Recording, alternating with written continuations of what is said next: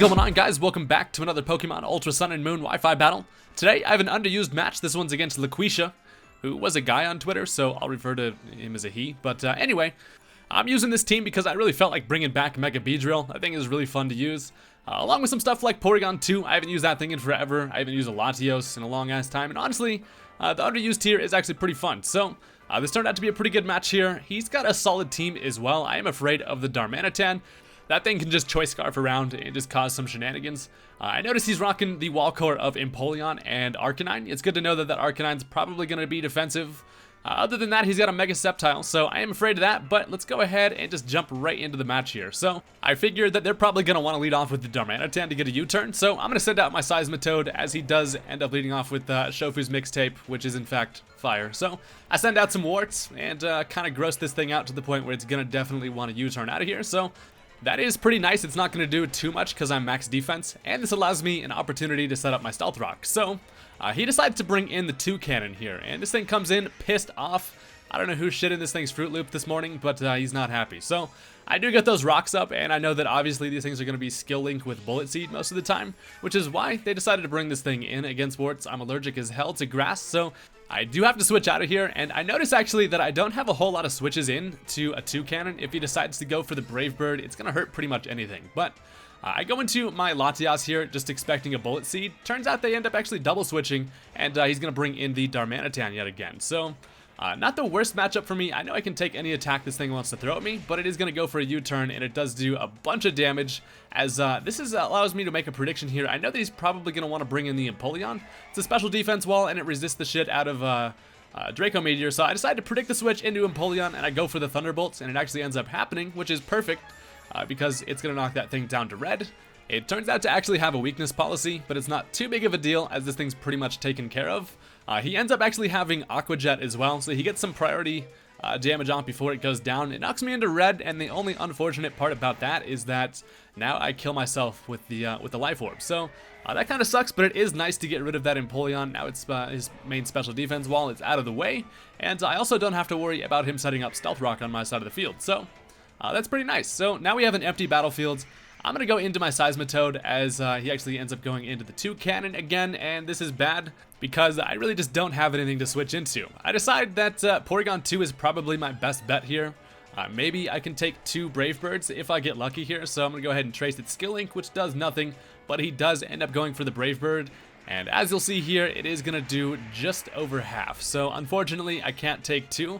But the good news is it is damaging itself with Recoil and the Life Orb, so this thing's not going to be able to stick around too long, because after this next Recoil damage, it's not going to be able to switch into Stealth Rock again. So it does take my Porygon 2, and that's unforgivable, but that's alright. I should be able to work around that. Porygon 2 wasn't all that useful here. It would have been nice to have around, but not too big of a deal, as we pretty much trade it for this 2 cannon. So I can now bring in my Shiny Fork, as obviously I can get a nice little pivot here, as I expect the Arcanine to come in. It's actually not too bad though, because it's going to get some Stealth Rock damage, and even after the Intimidate, a U-turn is going to do a little bit of chip damage here. So it's also good to know that that 2 cannon can't switch in due to the Stealth Rock being up. He also doesn't have any hazard removal, so that's pretty damn nice. But I Mega Evolve, bring out the big old needles, and the U-turn is going to knock this thing to around half, which is pretty manageable. So now I can go into whatever I want, and I decide to go into my Mamoswine here.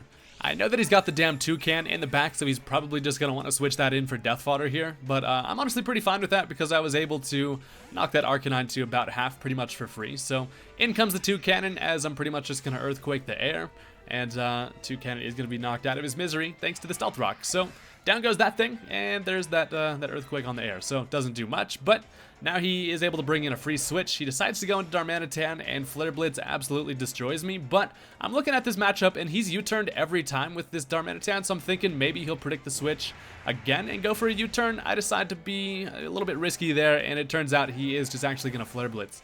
And that actually knocks out my Mamoswine, which really sucks because Mamo was looking pretty good against his team. I figured it was obvious that I was just going to switch into my Seismitoad and eat up that Flare Blitz, but it turns out he just went right for it. So now I bring in Seismitoad again. He is going to end up going for another Flare Blitz, as this thing is pretty much not able to switch into rocks again. I just go for Toxic because either way, if he switched out, it would have been nice to get a Toxic on something. But he stays in, and it doesn't really matter because this thing is going to go down to the poison damage. So I'm over here eating some leftovers in this thing's face, and down goes the Darmanitan to the poison, which is nice because that's a huge threat out of the way, and one less thing to worry about. So now he goes into the Chandelure. I know that these things are going to generally carry Energy Ball, so it does have that against warts.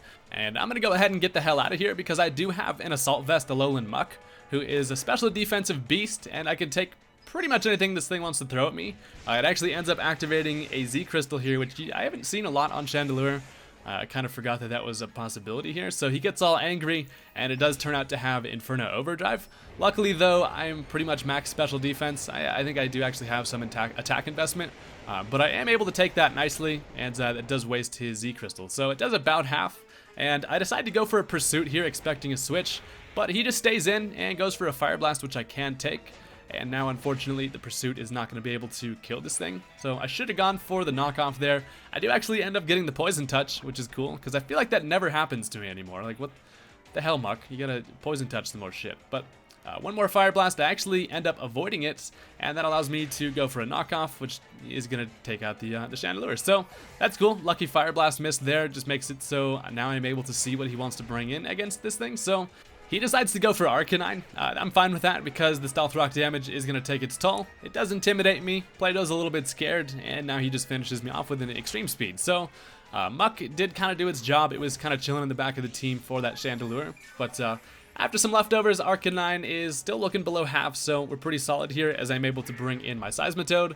I know that this thing has pretty much nothing against me. The best it could have is, I guess, Close Combat, which I would be able to take. It turns out to have Morning Sun, though, so he's going to go ahead and bask in the sun, and that makes it so he's able to live this Earthquake. So it's not going to get him too far, though, because that Earthquake does a whole bunch of damage. It lives it in red, and this thing can't really hurt me too bad. So honestly, look at my boy Seismitoad doing his thing. Every time I bring Seismitoad, I usually see that it does pretty damn well. Honestly, I don't use this thing too much, but Bulky Waters, they're pretty fun. He's ugly as hell, but you know, he's a good boy. So he's going to switch directly into the Sceptile here, and this is the main thing that Warts is worried about, obviously, and I've been kind of mainly worried about this Sceptile for the whole match because of the fact that once it Mega Evolves, it does actually speed tie with Mega Beedrill, which is really my only way to beat this thing at this point. If I still had Muck around, I would have been able to handle that Sceptile. I guess that would have been another use for Muck, other than the Chandelure, but so it's kind of going to come right down to this here. So he Mega Evolves, he is going to be able to kill me with a Giga Drain. I was not worth switching out. I just have to kind of sack off Warts, because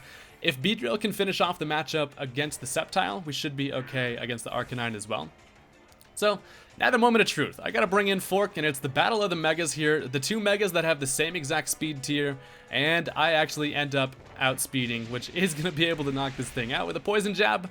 And down goes the Sceptile, and that was pretty damn nerve-wracking because that pretty much determined the battle there. If he was able to outspeed and hit me with a Dragon Pulse, I would have gone down, and that would have been the end of it. But luckily, Beedrill comes through, and Arcanine actually just dies to the Stealth Rock damage. So that's going to be the end of the match there. Mega Beedrill just coming in clutch. So that was pretty interesting. It came right down to that last play there. So yeah, thank you guys for watching. Go ahead and hit that like button on the video if you enjoyed, and I will see you guys next time. Peace out.